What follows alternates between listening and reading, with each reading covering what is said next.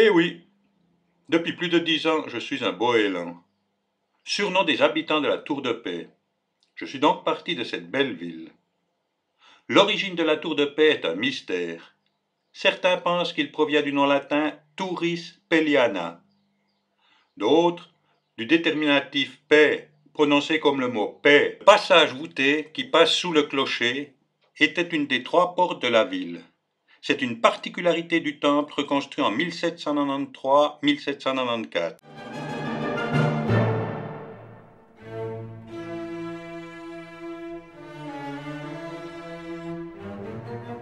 La Tour de Paix doit à son port une grande partie de son charme.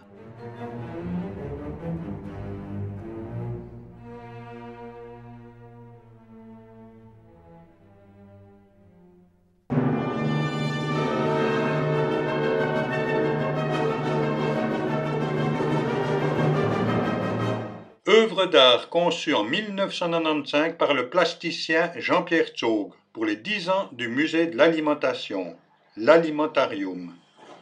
Scintillante dans sa robe en inox, la fourchette invite du haut de ses 8 mètres à savourer les beautés du paysage lémanique. Charles Spencer Chaplin, dit Charlie Chaplin et plus communément Charlot, est un acteur, réalisateur, producteur, scénariste, écrivain et compositeur britannique. C'est en 1953 que la famille Chaplin s'installe en Suisse, au manoir de Ban à Corzier-sur-Vevey. Il y restera jusqu'à son décès, survenu le jour de Noël en 1977. Il repose dans le cimetière de cette commune. La région du Lavaux, avec ses vignobles en terrasse, classée patrimoine mondial de l'humanité par l'UNESCO, est magnifique et unique.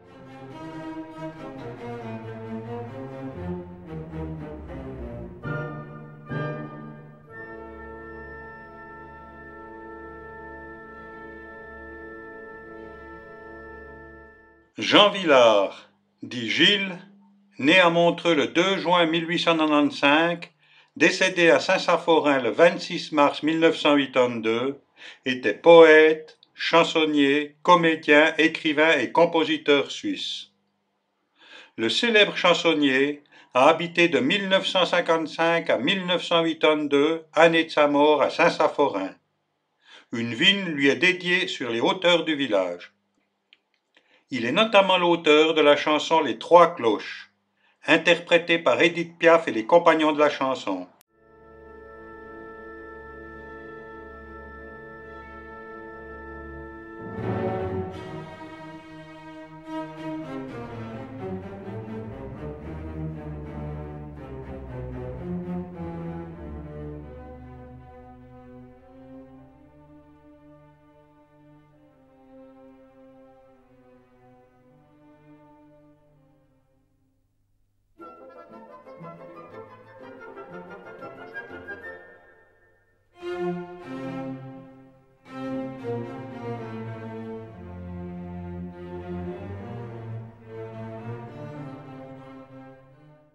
La tour Berthelot était chargée d'assurer la protection du bourg de Lutry. Des meurtrières sont encore visibles sur cet édifice d'origine militaire, mais son intérêt tient surtout dans sa forme ovale.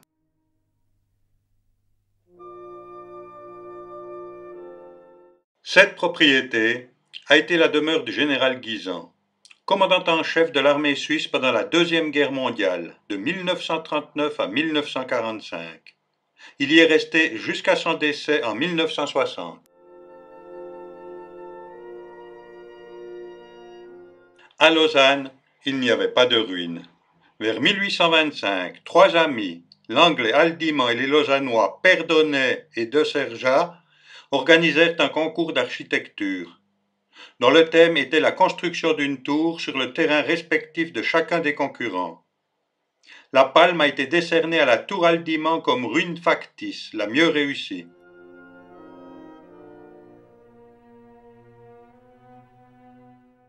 Aujourd'hui implanté au milieu des quais, le palais néogothique de l'hôtel du Château d'Ouchy est un emblème de la Lausanne lacustre et de l'industrie hôtelière locale.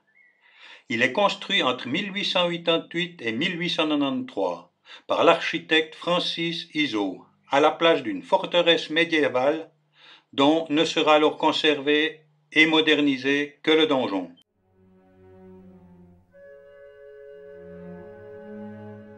La cathédrale de Lausanne est l'un des plus beaux édifices gothiques de Suisse. Sa construction s'acheva en 1170 et elle fut consacrée en 1725 par le pape Grégoire X et l'empereur Rodolphe de Habsbourg. La cathédrale est un carrefour entre la Via Jacobi et la Via La Rose, compte parmi les chefs-d'œuvre du patrimoine artistique européen. Ces verrières expriment la vision médiévale du monde organisé autour de la figure du Dieu créateur.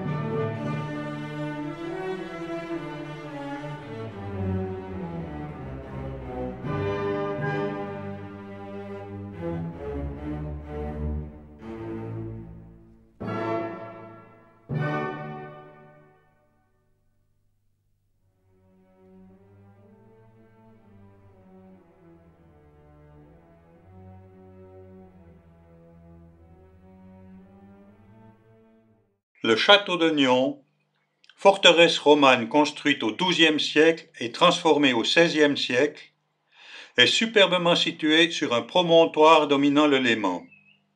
Il abrite depuis 1888 le musée historique et des porcelaines.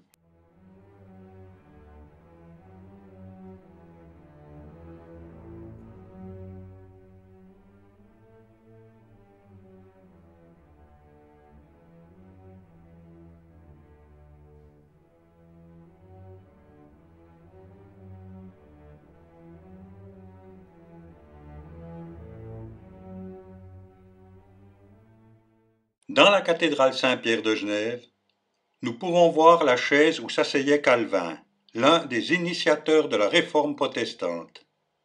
Il dirigea pendant quelques années l'église réformée de Genève.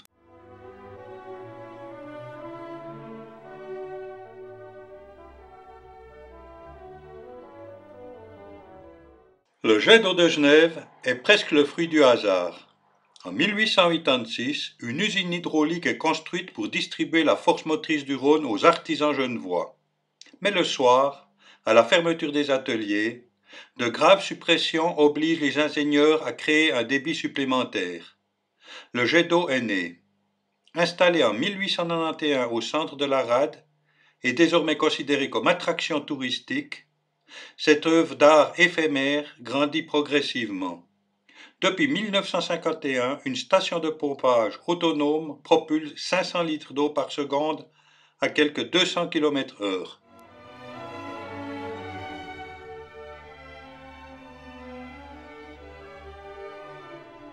L'alpinisme a connu ses débuts au Salève. Le mot Varap vient du nom d'un couloir au-dessus de Collonges.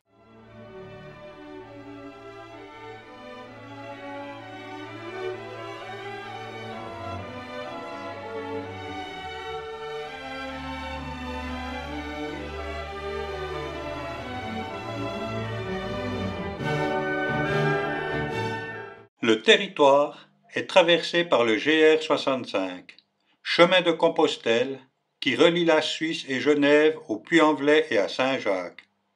C'est à Motz que le chemin arrivant d'Annecy rejoint cet itinéraire en utilisant l'ancienne voie romaine des Trois Mulets.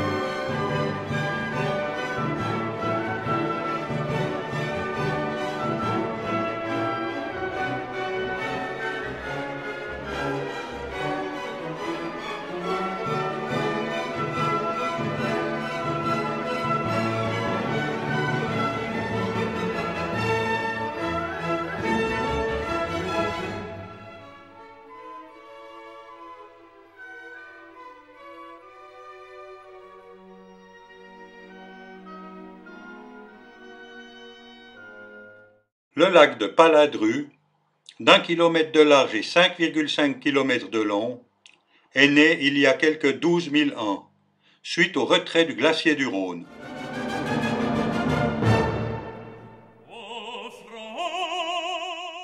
Ce chien m'a accompagné durant près de 8 km. Il se tenait à une distance d'environ 1 mètre de moi. Quand je lui parlais, je voyais sa queue s'agiter. Je pense qu'il recherchait un peu d'affection. Je n'oublierai jamais son regard, un moment d'émotion sur ce chemin.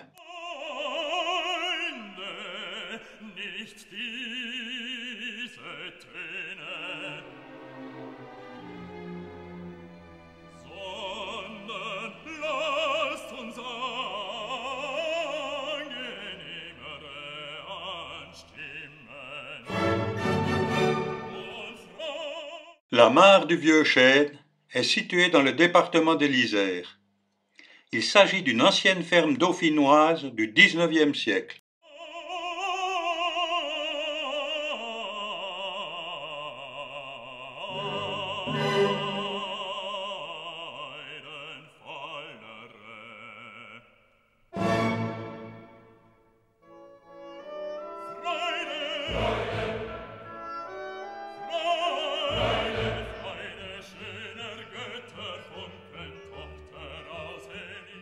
Situé sur la rive droite du Rhône, dans le département de la Loire, Chavanay se niche au flanc du plateau d'Isara.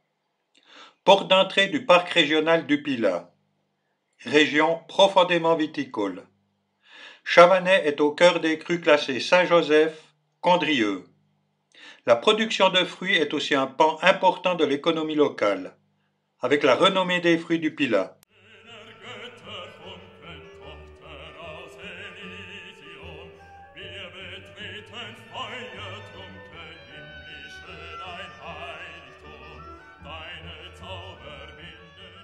J'ai eu la grande chance de passer une nuit dans le château de Bobigneux, situé dans le parc régional du Pilat. C'est un ancien manoir du XVIIIe siècle.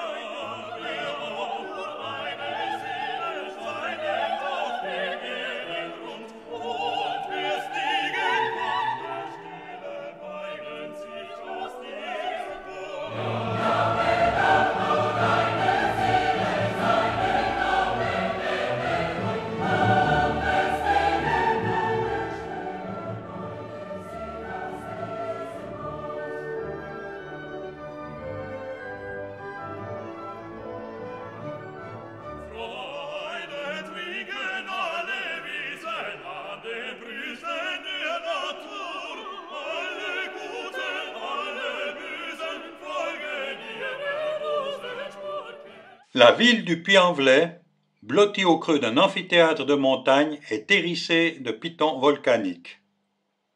Les habitants du Puy-en-Velay sont des Pono ou Podo, parce que leur ville s'appelait en latin Podium. Ils désignaient l'un des pitons volcaniques. Velay est un mot celte. La tribu des Vélaves appartenait à l'ensemble Arverne, d'où viennent les Auvergnats. Les Romains s'installèrent donc sur le podium où se trouve la cathédrale.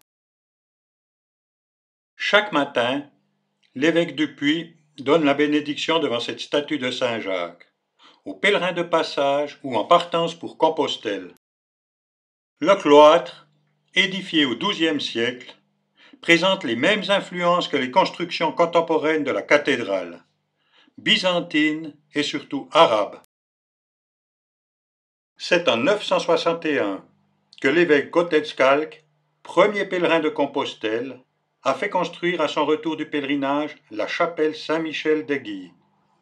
Le piton volcanique de 82 mètres et la chapelle constituent un ensemble exceptionnel.